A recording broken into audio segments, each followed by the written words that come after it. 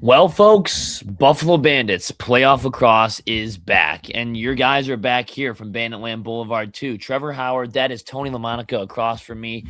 The Bandits taking on the Georgia Swarm on the road. Can't believe we're even saying that. We're not getting a home quarterfinal matchup this year. Definitely feels a little bit different, but I feel like we've said on some of the past shows that this Bandits team really gives us 2024 vibes, given the fact that 11-7 is their record in the regular season. Losing games that they probably really should have won there towards the middle portion of the season. Of course. And on top of that, which has really given us some 2024 vibes, is another meeting with the Georgia Swarm in the first round in the quarterfinals. Bandits are traveling to Duluth this weekend to take on the Georgia Swarm. One and done quarterfinal matchup from Gas South Arena this Saturday, 7:30 p.m. It's going to be a good show. I'm not going to lie to you, Tony. I'm a little bit nervous about this game just because of the way the Bandits have been playing on the road this season. And just the offensive lulls that come from some of these road games. But it's the playoffs now. It's the March to May. We're in April now, late April. It's time for playoff lacrosse. And it's got to be that do or die adapt style of lacrosse. Everybody's 0-0 though, so you really can't look at past stats in the regular season. Right now, everybody that's in playoff contention has the same record as you. Everybody's 0-0. I look at it as a clean slate of a season. So don't go back and look at some of the past road games.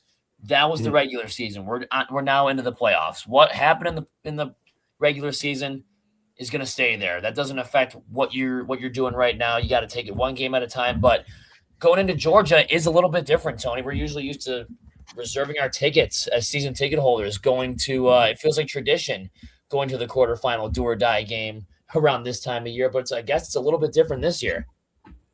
Yeah, just because of the fact that we're not at home and, with the way how we've been playing all season long, but, being thankful that they made it after a bleak first half of the season that we thought, it is our time. We had to rebuild again. Our hope was dead. Hey, 3 years in a row, we'll take it, and then we'll just jump back next season. But the Bandits proved otherwise. They said, we're not done yet. We have a lot left in our tank. And they come out with a 7th straight victory out of the last 8 games to make the playoffs and, be in the top 5 in the National Lacrosse League, ending with 11-7. But the fact is that when you want to beat the champs, you got to beat the champs. But the fact how good these guys are under pressure, no matter what the circumstances are, they find a way to make the playoffs almost in every single season. And you know what? That's great on our behalf because the Bandits have proven that time and time again. It doesn't matter who's on the roster. It's just the vibe and the team chemistry, no matter what you do. And now with Johnny T in the helm and just with the group that he's got, and he just worked with it, and it found a way to make it back into the playoff bound. So going into Georgia, I'm going to say it is nerve-wracking because now it's their destiny to move forward rather than us to defend our possible 4th straight crown.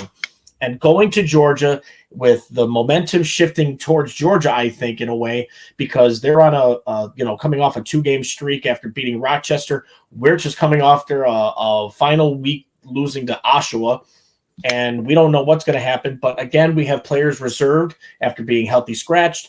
Now it's the time to get the call. They get the jersey back on. They get out on the field, and they prove why they were meant to wait and for the right moment, as you stated, going 0-0, starting off in the playoffs, it is anybody's game out there. So that's a good key factor to watch out for. And especially with a few names that we have not seen in the past couple weeks that are finally going to get that opportunity to go into playoff mode. Yeah, it's been a while for some of those players. But, I think I'm going to take what Dane Smith said on the latest Dane and Josh show episode when they were talking to Chris Swenson, when he said, the Bandits have to play to their absolute 100% because every team's going to try to gun them down. You look at the playoff situation and picture yourself as a Georgia Swarm player for a second. Yeah. You are one game away from ending this insane dynasty and shutting down potential history here. If you are a Georgia Swarm player or if you're a Georgia Swarm fan or one of the members of the team or maybe a coach or something like that, you are salivating at the mouth looking at the fact that the Bandits are coming to your house because of the potential that you could do. the potential dynasty that you could end right now, prevent them from going on this historic four-peat, I would be chomping at the bit. If there's anybody scared in that Georgia locker room to play the Bandits, I don't think they're very fit for this game because, man, if I was on that other side, I'm just putting myself in their shoes. I'd be pissed off about how 2024 went, and I'm going to try to go gung-ho on these guys. But another one of the reasons, Tony, I'm a little bit nervous going into this game was 2024. You saw how close that game was, and that was a home game. I mean, the Georgia Swarm are kind of like the San Diego Seals on the east side of the country. I mean, every time the Bandits play the Swarm, you get these dumb little screwy games where they can be really, really close or low scoring to that effect. And or Georgia can pot in one of those games where they can score 13 or 14 goals at ease and they can find the best of Matt Vince. You never know what kind of Georgia Swarm team you're going to get. So that itself kind of scares me. The fact that it is on the road does kind of scare me too. This is kind of unfamiliar territory for the Bandits right now. But and also given the fact that the last road playoff game that they played was a close loss, and that was up in Saskatchewan over there in game 2. So the Bandits statistically play a lot better of their postseason games, at least in this dynasty, at home rather than on the road. So that loss in Oshawa really does loom large right now. And obviously you couldn't get any help from Rochester because they can't beat anybody. It seems like they couldn't get one win against the Georgia Swarm this weekend. But yeah, it's going to be interesting for sure. But I mean, like I said in the beginning of the show, every team is 0-0. The regular season is the regular season. So what? You didn't play very well in the regular season on the road. You played well enough to make the playoffs. I think the Bandits, they have the veteran experience. They have the best goaltender in the game. They have probably the best head coach in the game too. They can make adjustments. They know that this is a clean slate right now. They can totally flip the narrative of this team can't play on the road, and they can turn into God mode in the playoffs, and we can see Bandits lacrosse in its full effect. I also do want to mention this as well. The winner of this series will play the winner of Vancouver Halifax. So the 1 versus 8 will play the winner of 4 versus 5. And if the Bandits get the win and Halifax upsets Vancouver, you will see game 1 coming back to Buffalo against the Halifax Thunderbirds. And I think that would be a damn good series. Don't get me wrong, Vancouver would be a great series too, but can't look over the Georgia Swarm. I think just before we're previewing game 1, my wish list for the postseason. Number 1, I want the Bandits to beat the Swarm, obviously. But you look at the other side of the bracket, we have a potential chance, a legitimate shot at the championship finals being, obviously a lot of things have to happen for this to actually happen, but the Bandits can technically have a shot at playing the Toronto Rock in the championship finals. I think that would be must-see TV. That's the ultimate wish list for me, but Toronto's got to go in and beat, I believe they're playing, who are they playing? I don't even remember. They're playing Saskatchewan. Yeah, that's kind of a tall hill to climb. And I believe on the other side, it's San Diego, Colorado, I'm pretty sure. The winner of that series faces against the winner of the Saskatchewan-Toronto series. So that should be interesting. But just thought I'd throw that out there. Could you imagine what a championship finals between the Bandits and the Rock would look like? I mean, we've seen the Eastern Division finals with those two, but then ever since the unified standings, I've been dreaming of a finals with the Bandits and the Nighthawks, and I've been dreaming of Bandits versus Rock. So the fact that is on the table, I would be so motivated just for that chance if I'm one of the Bandits players. But I think we need to jump in and hyper focus on this game. Start looking at the players to watch for the Georgia Swarm. I'm going to go back to the very first week of the season where the Bandits hosted the Georgia Swarm for their home opener when they raised the 2025 banner. The guy that killed us. That's right. I'm looking at number 32 right off the rip, Shane Jackson. That guy knows how to beat Matt Vince. I believe he had a hat trick that night. And, take those stats and do what you want with them. But Shane Jackson might have a better night coming up this Saturday. They got the home field advantage. This guy knows how to beat Matt Vince on a consistent basis, and he's a compliment to the other guy on that same line. I don't know if you know this guy, Tony, but he has a very, very familiar name in the sport, and his name is Lyle Thompson. But they complement each other very, very well. I think Shane Jackson, though, for me, is the number 1 player to watch. Shane Jackson finds a way because of his speed and his skill with his hands too, especially picking corners against any goaltender known to man out there in the National Lacrosse League, and especially the success that he's had against Matt Vince with the first game in hand. Even though we still won the game 15-11 that very home opener, but he still found a way to score a lot of goals, and that's another thing that they got to have to kind of limit down, like you always stated. Who's their star? Who's the guy we got to slow down? Shane Jackson is a very good pick, and that is one of the guys that they need to slow down, especially this Saturday. But again, they can find it through Lyle Thompson, or they can find it in another hero like Caleb Benedict if they wanted to. Anytime. But the thing is with Shane Jackson, though, with his history that he's had against Buffalo, when he played for Rochester and then he went to Georgia, he just knows how to score when he needs to score. And in the fact that they rely on him to be that hero of the team, to go in there and score the much needed goals that he needs to score for him to win these games. But that's got to be a guy you have to limit down to nothing, or at least keep him at 2. That's the only way you're going to beat these guys, I think. That's a very good pick. I like that. I think that he scored 3 goals in the first half the last time they played the Bandits, and that was week 1 of the season. So that really wasn't limiting him at all. I mean, they kind of shut him down in that final quarter, but by that point, the game was pretty much out of touch for the Georgia Swarm. It really didn't matter what they did there anyway. But yeah, Shane Jackson's definitely a guy to look at. You want to look defensively? How about the rookie sensation on the defensive side, Michael Grace, who, by all accounts, at the end of the season could win Defensive Rookie of the Year.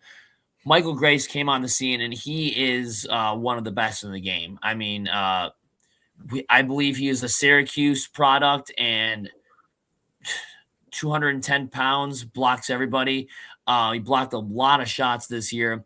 I mean, 14 points altogether. So not only did he get 8 assists, but he got 108 loose balls, and he also got 6 goals. 6 goals, 8 assists for 14 points. This guy has the potential not only to block a lot of shots, scoop up a lot of loose balls, but you give him a lane to shoot, he's probably going to score that goal. Absolutely, yeah. You want to cross 2 players of the Bandits defenseman core that's like Dawson and Desnu together, and that's Michael Grace. He knows he can score like Mitch Desnu can, but block shots like he can, like against Paul Dawson.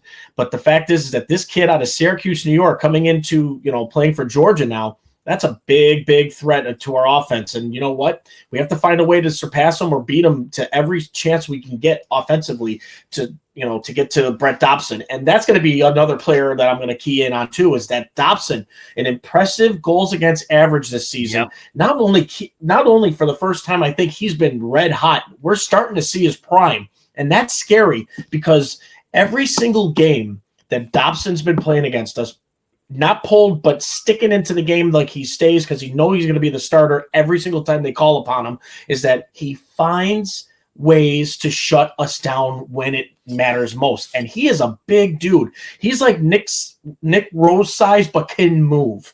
That's the scary thing about him, is how good Brett Dobson's played this year. And he's going to know who he's got to stop, what they got to limit to, how they're going to protect him. But Dobson's my go-to guy, and that's somebody we're going to have to try to figure out to beat quickly, get a fast start, and get under his skin quick. Yeah, another New York State product. St. Bonaventure University. He was coached by Randy Mearns, and one of the best goalies in college lacrosse. He's one of the best goaltenders in the National Lacrosse League. That is why I said the Bandits-Oshawa game, going back to the regular season, even though I just said don't go back to the regular season because you can't change anything. But that game loomed large. The Bandits at home were running these goalies out of the game. They were chasing them out. They were putting the backup in against some of the top-tier talent. The road games, they've been struggling against these top guys. They struggled against Origlieri. They struggled against Chiliano on the road. They really struggled against Dylan Ward on the road. I mean, these guys, it's a different atmosphere. When you're in Banditland, you're chasing Christian Del Bianco out of the net. You're chasing Dylan Ward out of the net at home. You're putting up a 12 spot. You're putting up a dozen on Ryan Hartley. Like, this is why I wish when I see Brett Dobson coming to town, or when I see Brett Dobson on deck that the Bandits are facing against, I'd much rather have it in Banditland than in Georgia. This is another thing that scares me. I mean, Brett Dobson could have the night of his life with the Georgia Swarm faithful behind them, and they have a chance at knocking the Bandits out. This is not going to be I'm just going to be blunt with you guys. This is not going to be a cakewalk for the Bandits. I just don't see it happening. This is the quarterfinals. This is a single elimination. There's no safety net. Winner advances, loser goes home. This is a game 7, essentially. You have to win this game to move on. That's right. And given their track record on the road, I'm just going with what I'm seeing right now. Unless they want to turn it on, and unless they were saving the offense for the playoffs on the road, potentially. The last 3 road games have been ugly from the offense. And on deck, you have one of the, I would say, a top 3 goaltender in the National Lacrosse League. And I'm not too thrilled about that, being a Buffalo Bandits podcaster. No, Dobson, like I said, has been one of those go-to guys that is really starting to pick up his prime right now.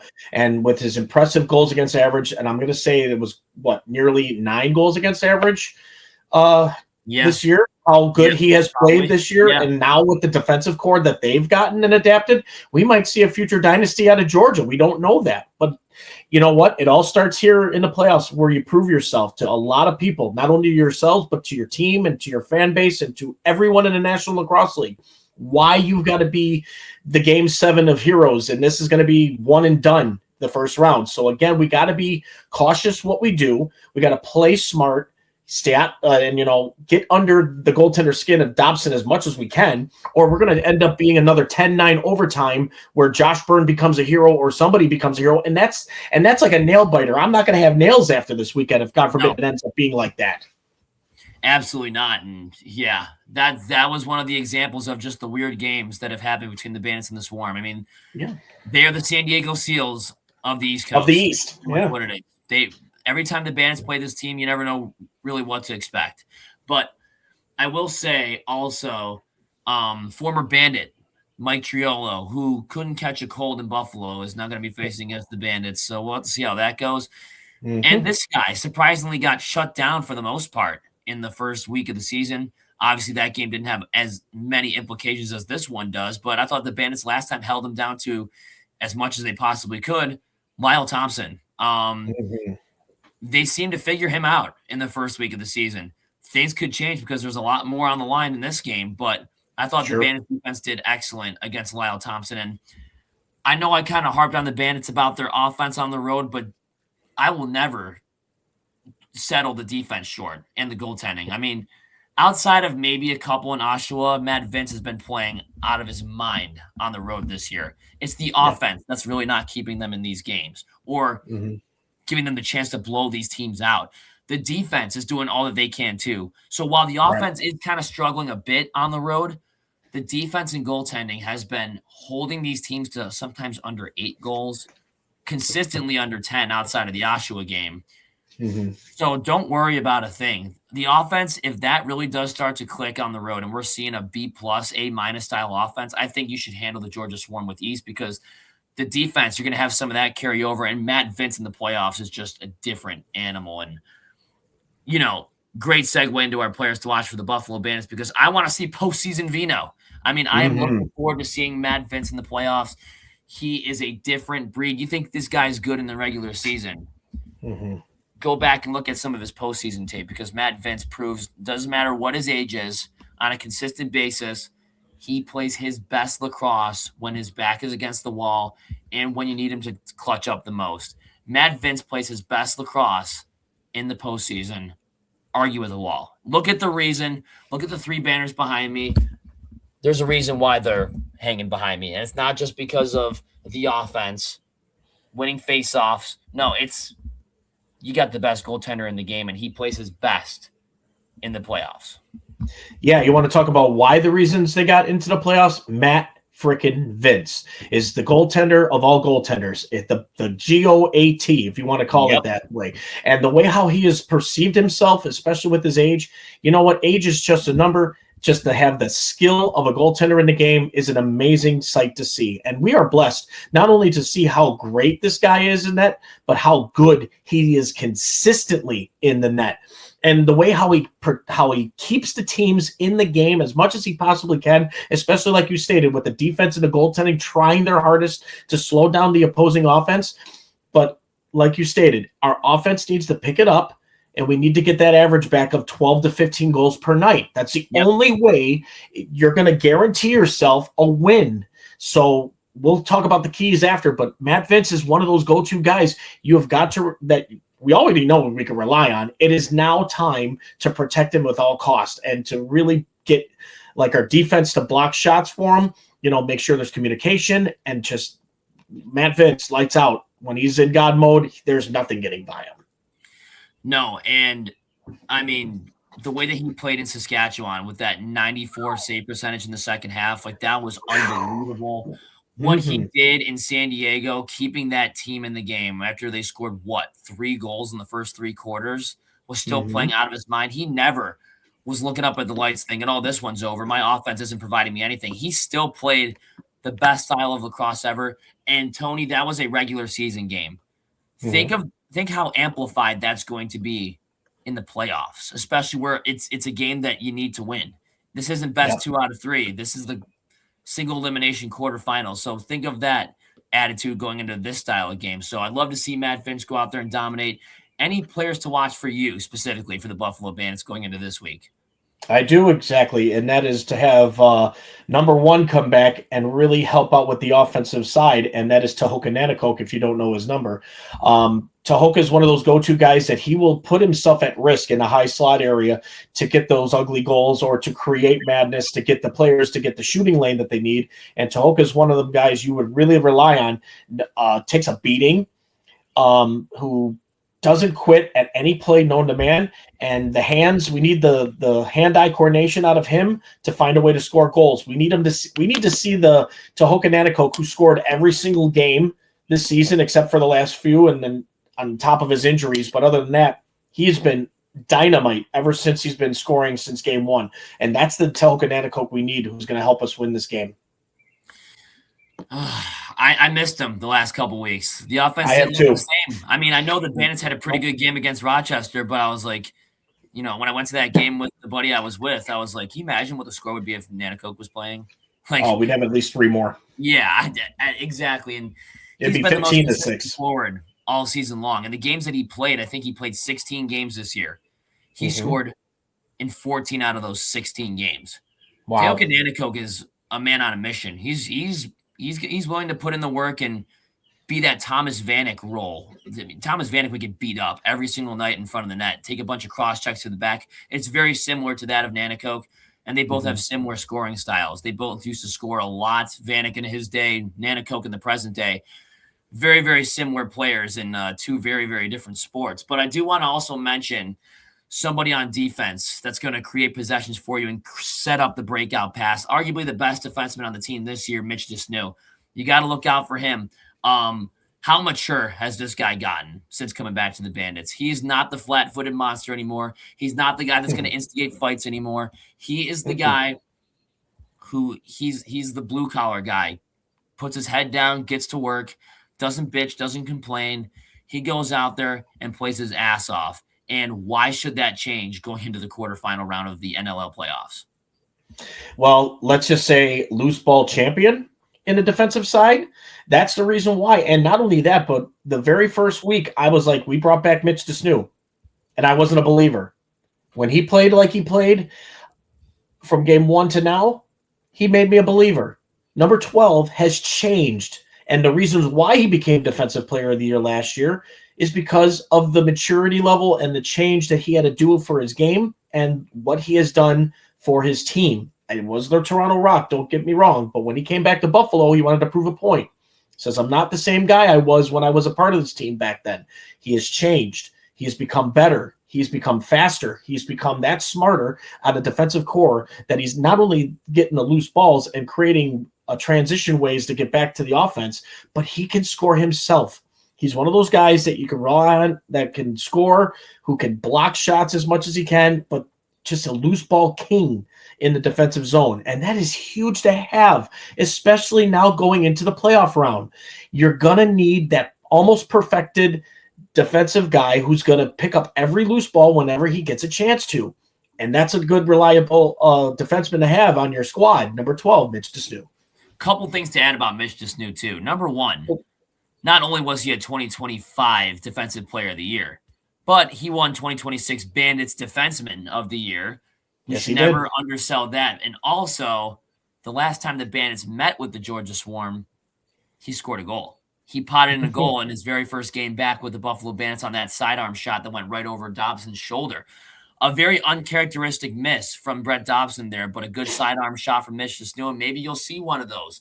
Keep your eyes Please. out. Keep your eyes out for that if you are going to be watching this game. That hey, Mitch Snow, not only does he block a lot of shots and lay people out, scoop up loose balls, he can score too if his number's called on. He scored in Toronto. He scored in Georgia. I think he scored in another game, if I'm not mistaken. Oh, the empty netter against Rochester. He scored there too. That dude's got a killer sidearm, and he can put the ball in the back of the net if he damn well pleases. How about the hottest offensive player right now, the hottest forward on the team currently? Look out for AK-15, AR-15, Joey Reset. Look out for Joey Resetarits, Buffalo Joe. 2 hat tricks out of his last 3 games played. Was probably the best forward in the Oshawa game, was probably the only bright spot of that game. And I know that we said this when we were recapping the trade deadline when Joe Resetarits came back to Buffalo, but if you go back and you go on to pointstreak.com and you look at the 2014 playoffs, the last time Resetarits played with the Bandits in the postseason, when this guy's in the playoffs, his numbers inflate. That was a perfect example of it. I know that, yeah, Trev, that was 12 years ago, this, and that, but you got to think out of all players on this team, Joe Resetarits is motivated to dominate in the playoffs more than anyone else. So the last couple of years, he's played with the Philadelphia Wings. They haven't done a damn thing. They didn't even sniff postseason contention. Before that, he was playing in Albany. And before that, he was playing with other teams that weren't in postseason conversation. He's getting up there in age, too. This is his legitimate shot at finally winning that title with his hometown team. I can't think of a more motivated forward on the team right now. And then throw on top of that, he's probably your hottest forward going into the playoffs, too. So combine that all into one. Joe Resetarits, I think, must be the biggest forward to look at going into this quarterfinal matchup against the Georgia Swarm without a shadow of a doubt. Resetarits, playoff mode, you have got – we can't wait. This is it. We've been waiting for this for a very, very long time to see Buffalo Joe be in the playoffs again. And the reason why I say that is because when he's in playoff mode, it's a completely different Joe. This is a guy who goes from on normal to supersonic in that little flip.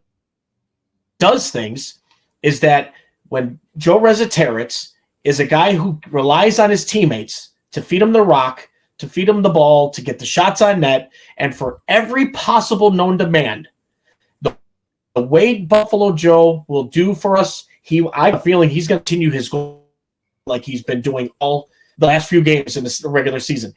Joe Resetarits is going to prove a lot of people wrong, and he's going to also say that age is just a number. I'm going out there and I'm going to win it for our boys in the orange and black. Yeah, love it. And then he's got the guys to complement him too. He plays with Buchanan, he plays with McKay, plays with Dane, plays with Josh.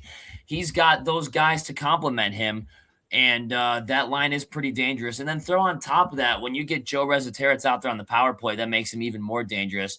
We'll get into the keys to a victory because I want to mention how good the special teams are on this team in the 2026 season. Joe Resetarits is up there for me. There was another guy that I want to look at too, a guy that knows how to face against the Georgia Swarm. And we're talking 2024 vibes. We're talking close games. There's something about this guy that has a clutch factor. It's Shane Jackson that has a clutch factor against the Bandits, but it's this guy also who has a clutch factor against the Georgia Swarm, and that is number 22, Josh Byrne. I mean, Josh Byrne was the OT hero against the Swarm in the quarterfinals last year or 2 years ago, and he just has a knack of scoring on Brett Dobson. He's one of the best players in the game. He can score on some of the top-tier goalies, and he could be that clutch factor if it gets really, really close down the stretch. Look out for a Josh Byrne. Big night out of him, too.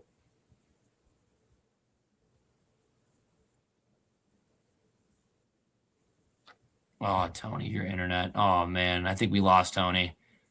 We lost I think we're having Tony. some technical difficulties here. Yeah. Did you hear This is at Ike all and what I barely said? Sorry about that, folks. Yeah, we're having some technical problems here. Of course, when we're trying to preview like one of the most important games of the season, this is when we're having technical issues. But I mentioned Josh Byrne being a very important player to this team going into the game because he's a guy that knows how to read Brett Dobson fairly well. And just look at him. If things get close down the stretch, look out for 22 gauge Josh Byrne.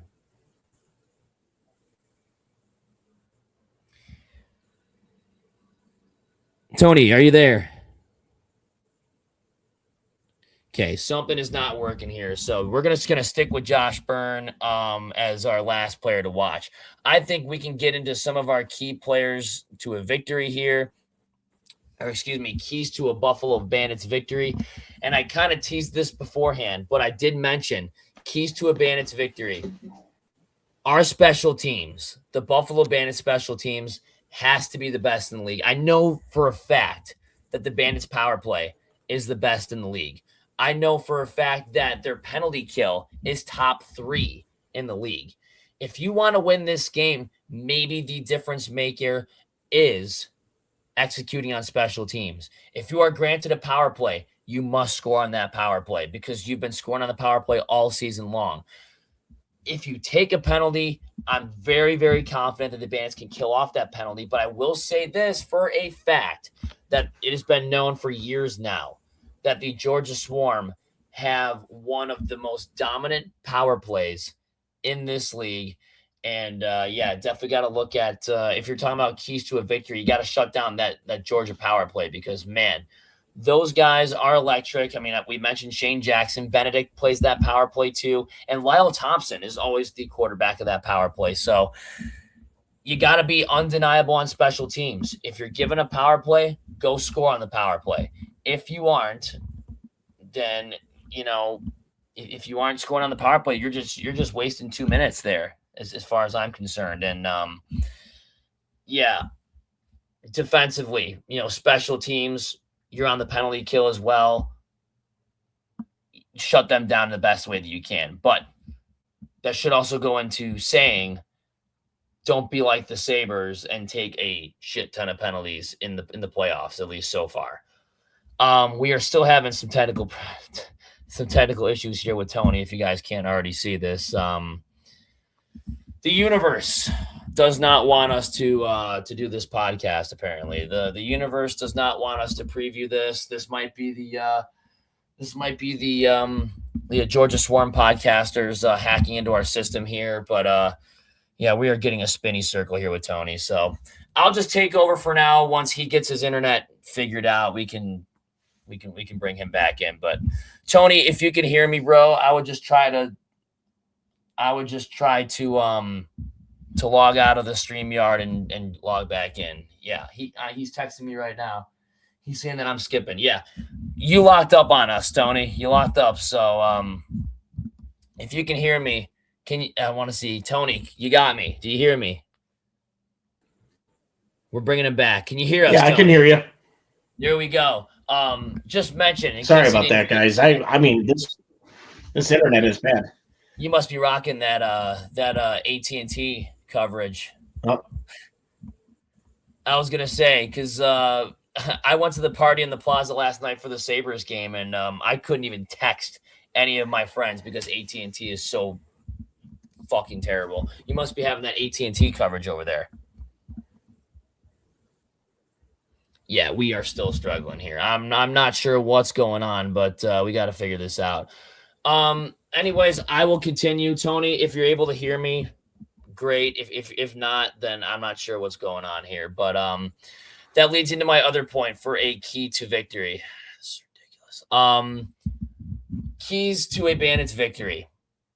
We got to look at staying out of the box. I just mentioned how good our special teams are, but it doesn't matter how good your special teams are. When you are in the playoffs, you can't take dumb penalties. And for the most part, I want to say, at least for the first half of the season, or at least the second half of the season, the Bandits really haven't been taking dumb penalties. But there are a couple head scratchers there in the middle of the season. We can't have those old habits creep up on us. I can mention that. But staying out of the box should be key. It really should. Staying out of the box is everything, because if you're taking a dumb penalty, the Bandits don't just have one of the greatest power plays, but the Georgia Swarm have an undeniable power play too, and they have burned Mad Vince in the past. What are the fact that we have an insane special teams and we have a great power play and a great penalty kill, that is not a free ticket to take dumb penalties. And the Bandits, for the most part, have been pretty good at not taking stupid penalties. But staying out of the box is everything. Hey, I'm finally back. There we go. There he is. All right. Sorry, guys. I mean, this internet is crazy. Okay, let me catch up on what you guys were basically. Oh, he's locking up again. Oh, my goodness gracious. We're locking up again. Sorry, guys, for those. Sorry, people. We are locking up again. I have no idea what's going on here, but yeah, I'm not sure. I'm not sure what's going on. So we could probably wrap this up, but man, we never had internet problems like this before. And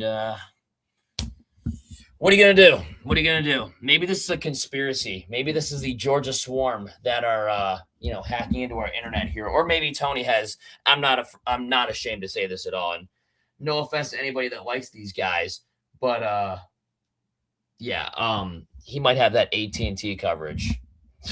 For as far as I know, AT&T is the absolute fucking worst, and I don't even know why I still have AT&T on my phone plan, but that must be his internet provider. I'm just speculating here, but given the track record that I've had with garbage service and garbage internet, that's probably what he has. We can keep this short. We can keep this sweet. The Bandits know what they have to do. The Bandits know what they have to do. So if you're listening on audio and you're extremely confused of why you're hearing Tony and why not, his internet sucks. So I've pretty much taken over for the time being. I think he's going to try to log back in. But yeah, just he's texting me right now as we speak that his internet's cutting him off. So is this a sign from the greater beyond? The fact that we can't film, the fact that we can't shoot this podcast, is this a sign that, hey, guys, you're getting cut off because the Bandits are going to lose? Or is it, guys, cut yourself off because the Bandits are going to beat the Georgia Swarm so bad? I don't know. It's one or the other, but apologize for those that are viewing this, and apologize to those that are listening on audio, because Tony and I, when we record these shows, they're raw, they're unedited. We don't edit a thing. So we're just got to roll through the punches here, and we got to give you our raw thoughts. But last key, just play Bandits lacrosse. Play second half Bandits lacrosse. You guys won 7 out of your last 8 games of the season. Plowed through an absolute gauntlet of a schedule. At one point, you were 4-6. You finished the season 11-7. Play Bandits lacrosse. Your road numbers on offense don't look very good, and I really don't care about that. You have the veteran experience. You have the postseason experience over the Georgia Swarm. Can the Georgia Swarm be pesky at times? Absolutely. Is Brett Dobson annoying to face against and annoying to watch your team face against him? Absolutely. Have you beat them before in the playoffs? Yes. And if there's one thing to know about history, is that history likes to repeat itself. So stick to your style, but damn it all, the offense. We got to get double-digit goals. I mean, the last 3 road games, going back to the regular season, they haven't scored over 10 goals on the road since February 28th when they beat the Toronto Rock 14-9. That absolutely has to change. Are we in for a 5-4 type of game like we saw last year against the San Diego Seals? Are we in for a 10-9 overtime game like we saw the year before against Georgia? Or are we in for a 20-8 shellacking like we saw 3 years ago against the Rochester Nighthawks in the first round? Or are we going to meet somewhere in the middle? To tell you the truth, guys, I really don't know. I don't know how to read the Georgia Swarm. I don't know if they're going to bring their best that night. There are nights where they get destroyed. There are nights where they don't score more than 8 goals. And then there are random nights where they just pop off and they score 16 or 17 goals. So it gets kind of tough. But maybe we'll see. We'll see. Tony is texting me. So I'm going to ask him for a score prediction here live on the show. So I'll give you mine while I'm waiting on Tony's. Our world famous Buffalo Bandits, Banditland Boulevard score predictions here. Let's get right into it. If I can find it here. Yeah, this is just God, what a mess. I totally apologize for this. Was not expecting his internet to go out, and I can't even find like the little StreamYard switches all my tabs around for me that I can't even find the little graphic. But I think we'll just get right into it. Screw it. I'm not even going to worry about it. Bandits are going to win. And it's going to be close. But I'll take the Bandits beating the Georgia Swarm 12-10. I say 12-10 over the Georgia Swarm. And they will at least get to the second round. Keep their hopes for the 4-peat intact. Trying to see if Tony did give me a score. So I said 12-10. Tony wasn't too far off either. His score prediction for the Bandits game was Bandits 13, Georgia Swarm 10. So even when we're not even facing each other on the screen, we still got that telepathic connection. That really does work. And Tony apologizes too for his internet. He wanted to do this show as well. And I mean, of course, it's the playoff game. We want to do this. We don't know if it's going to be the last one of the season or just the very first of a 4-peat championship run. But I got 12-10 Bandits. He's got 13-10 Bandits. We got the Bandits winning this game, but it's not going to be easy, folks. I'll tell you that. Real quick though, if you are going down to Georgia, tell me how you're getting down there. Tell Tony how you're getting down there too.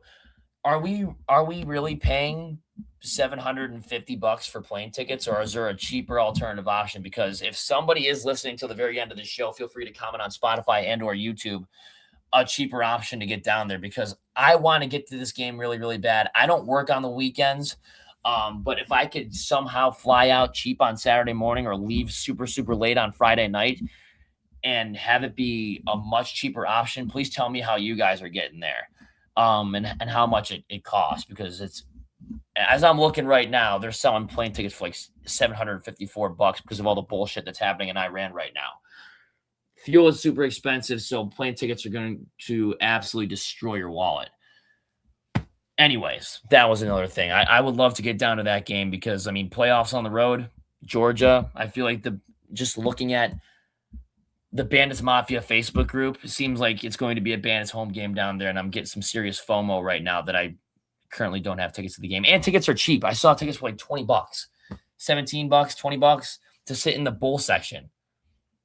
So if you guys are going to the game and it's fairly cheap for you guys, let a brother know in the comments section. But time to shout out the sponsors real quick. Nino's Pizzeria. Shout out those guys. Shout out Herney's Journeys.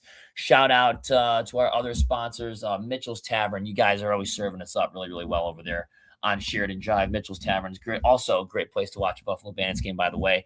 Everybody at StreamYard, everybody on YouTube, anyone that's listened to us on Spotify, giving us that 5-star review. If you haven't subscribed to our YouTube channel yet, folks, please subscribe to our channel. Give us a thumbs up, and hopefully the more subscribers we get, the less internet failures we'll get.